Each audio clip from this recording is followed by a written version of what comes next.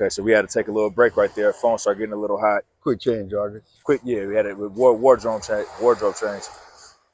Um, you're saying something good, man, and we got it.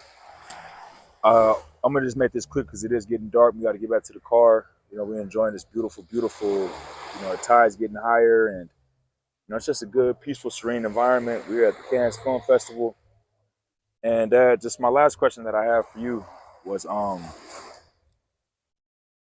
being a man that I've known, so you're like an onion, like they said to Shrek. You have so many different layers to you, man. You're like a jigsaw puzzle. You're like a gumbo recipe. There's so many different things that make you up. You're a very unique individual. I've always had a great deal of respect for you, and I still do. And I've always had a great, what's the word, like curiosity. I was always very curious about you. Like, man, I never don't know what you're gonna say next. I don't know what you're gonna do next. You know, I don't know what's gonna happen next. You know, so it's been very exciting. These past 33 years. However, if you had any advice for me or for your other children, for my brother Tasalta, my sister Jazz, or for our children, or for anybody that could see this, you know, in the world, you know, once this stuff go on the internet, it's on the internet, you know, and it's out there. So for anybody watching this, man, if you had any advice to give, it could be one thing, it could be multiple things, but what advice do you have for somebody that's watching this and maybe they're lost and they need to find a direction, or maybe they are, you know, like you said, you know, a person might be wealthy, but they're selfish and they're unhappy, or they might be broke, not have money, like that lady, like that lady in Italy. Motherfucker, I said I want water. I mean, money for I want the money. Money. You know, what advice? And you have many tales, Dad. You like Gulliver Travels, man. You've been to the lily pushing land. You've been all these places. Land of the winning. You've done this shit, right?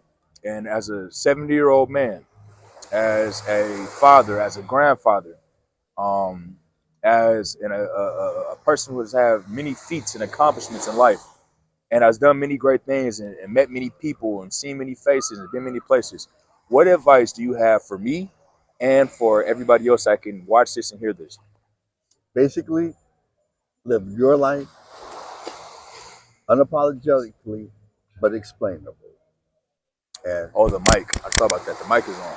It's unsensitive. Can you hear it? Yeah. I don't know. You should be able to hear it. Yeah, live life unapologetically, but explainable. And by that, what I mean is, you don't owe nobody shit. Okay, so that's off the top. But you can explain to them why you don't owe them shit if they require an explanation. Other than that, live your life unapologetically.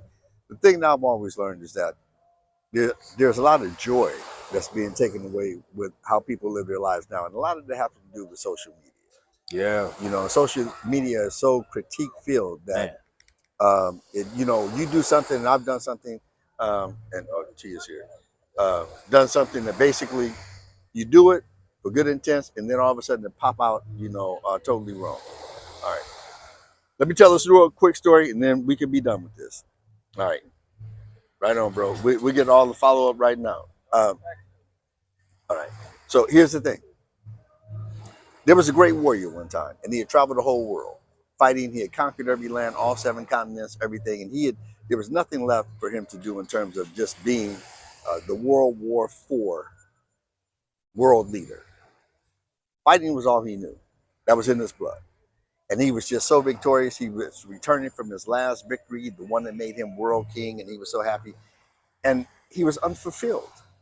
He was not too joyous about that. There was no glee in it. So he said, he thought to himself, he said, you know, he called his generals in and he said, listen, I'm about to retire from this. They thought he was joking. They was on their little parade back to his land. He said, no, I'm going home, I'm about to retire. So y'all go ahead and let me just go cut over this little mountain, this little country right here, and go home. So that's what he did. They marched on. He went over the countryside. When he went over the countryside, he saw this little guy with the little ox out there in the field. He looked at the guy. The guy never looked at him. He saw a guy coming his way with the little horse and buggy thing. The guy never looked up at him. He saw a couple people walking this way, riding bicycles. They never paid no attention. He's like, wait a minute. I'm the new world king. I just conquered every land, every world. How these people don't know me. So the next person he ran into, he said, hey, look it. How you doing? The guy said, finding you. He said, you know who I am? He said, no. He said, look at me. You don't know who I am? Stranger said, no. He said, I am who I am. And that's the world leader, the world king. Who is your king? Who is your chief? And they're like, well, we kind of like all live in this little village over here. We ain't got no king or no chief. I mean, there's one guy that rings the bell that brings everybody together. But I guess you could say he's the organizer of the chief, but we don't have that. He said, get everybody together tomorrow and I want to fight your, your greatest warrior because you guys will know my name. 12 o'clock tomorrow. Have that person there. Well, the stranger goes back to his villages and tell them what's happening. And they're like a warrior. Man, we don't fight here. What is it? How do we do that? Who would be? So they said, we'll get Gerald Jr. No, he's 70 years old. He's too old. They said, well, we'll get Linus. They said, he's strong, but he's kind of dumb. He ain't too bright. And they had been arguing all day before the guy that strikes the bell struck the bell. Ding! And they looked up, and here comes this great warrior.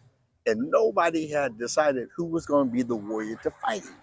And all of a sudden, this little girl steps out. And she said, I'll fight him. He gets off his horse, and he said, who's here to fight me? She said, it's me. Before anybody could say, no, hell, not you, little girl. It was her. He said, this got to be a joke, but if this is your greatest warrior, we're going to start right now with a silent war. And they like, a what? He said, a silent war. And they said, we don't even know what a silent war is. And the little girl said, whenever, whatever, whenever.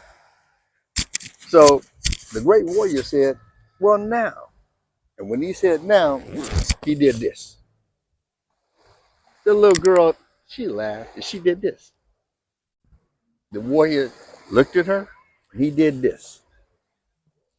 And she started to smile and started crackling a little bit, and she did this. He said, all right. And he went into his little satchel and he came out with some cheese. She went into her backpack and she came out with an egg. And the great warrior said, that's it. It's over. She wins. And everyone said, she wins. He got on his horse and he rode off and was never heard from again. And they're like, what just happened there?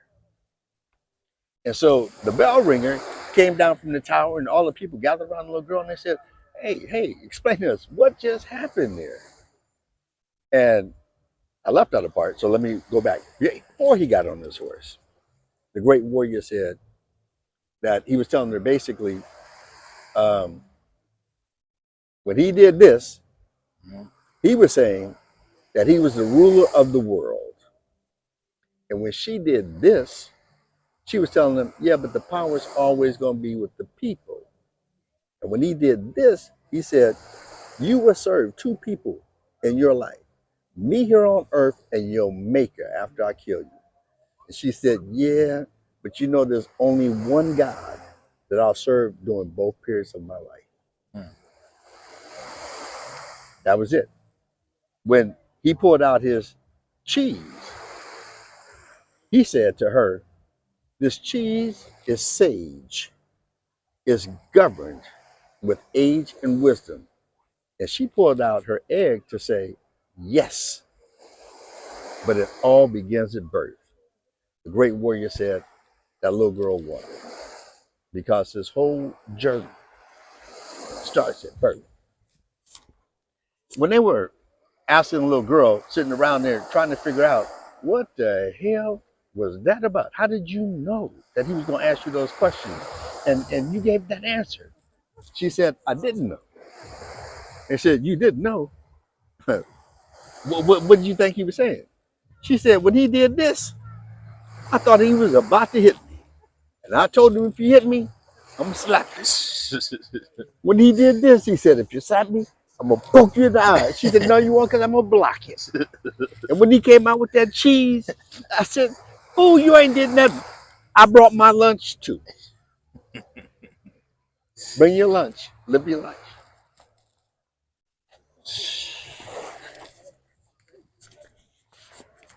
Love you, Pop. Love you too, sir.